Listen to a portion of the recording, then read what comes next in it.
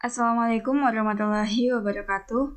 Salam sejahtera bagi kita semuanya. Shalom, Om Swastiastu, Namo Buddhaya Rahayu, salam kebajikan. Pada pembahasan kali ini kita akan mengenal lebih dekat seputar ilmu pemerintahan. Nah, di sini izinkan aku memperkenalkan diri aku terlebih dahulu ya. Nama aku Aulia Thoriqotus Salsabila sebagai moderator pada pembahasan kali ini. Dan di sini ada dua tamu nih yang akan membahas atau memperkenalkan kalian untuk mengenal lebih dekat terkait dengan ilmu pemerintahan. Halo, perkenalkan nama aku Junaida Mahmudatus Desi, biasanya dipanggil Desi. Aku mahasiswa Ilmu Pemerintahan 2018 Universitas Brawijaya. Hai, perkenalkan nama aku Anissa Salsabila Putri. Kalian bisa panggil aku Ica. Aku mahasiswa dari jurusan Ilmu Pemerintahan angkatan 2018 Universitas Brawijaya. Nah, jadi Kak, kebanyakan orang itu masih awam dengan kajian ilmu pemerintahan. Mereka itu teman-teman aku ya terutama, mereka sering banget bertanya, apa sih bedanya ilmu pemerintahan dengan ilmu politik? Nah, salah satu dosen aku pernah membahas secara sederhana, apa sih perbedaan pemerintah dan juga politik. Menurut beliau, pemerintah itu adalah seseorang yang mempunyai kewenangan untuk membuat kebijakan bagi suatu negara. Nah, sedangkan politik adalah sesuatu yang berhubungan dengan kekuasaan. Dari definisi tersebut, bisa aku simpulkan bahwa untuk membuat suatu kebijakan diperlukan adanya kekuasaan pastinya. Kita bisa memahami ilmu pemerintahan dari kacamata filsafat melalui 3 landasan, yaitu ontologi, epistemologi, dan juga aksiologi. Mungkin kita mulai dari ontologi dulu ya. Gimana nih landasan ontologi dalam ilmu pemerintahan menurut kalian nih? Jadi menurut Inu Kencana Safi, ilmu pemerintahan mempelajari tentang cara koordinasi dan kepemimpinan dalam bidang eksekutif, yudikatif, dan legislatif dalam hubungan antar lembaga dan masyarakat.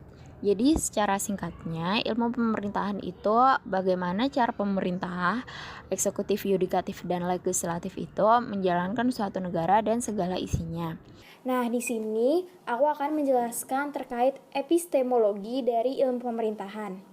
Epistemologi merupakan suatu ilmu yang mengkaji tentang asal mula dari metode, struktur, dan valid tidaknya suatu pengetahuan. Metode yang digunakan dalam mengkaji ilmu pemerintahan menurut Gary Stoker dalam Theory and Method in Political Science mengemukakan 3 pendekatan utama, yaitu yang pertama ada pendekatan institusional, yang kedua ada pendekatan behavioral, dan yang ketiga ada pendekatan pilihan rasional atau rational choice. Contoh dari pendekatan-pendekatan yang saya sebutkan tadi, salah satunya yaitu di mana pemerintah membuat kebijakan mengenai penanganan COVID yang diatur dalam Perpres nomor 82 tahun 2020 tentang COVID-19.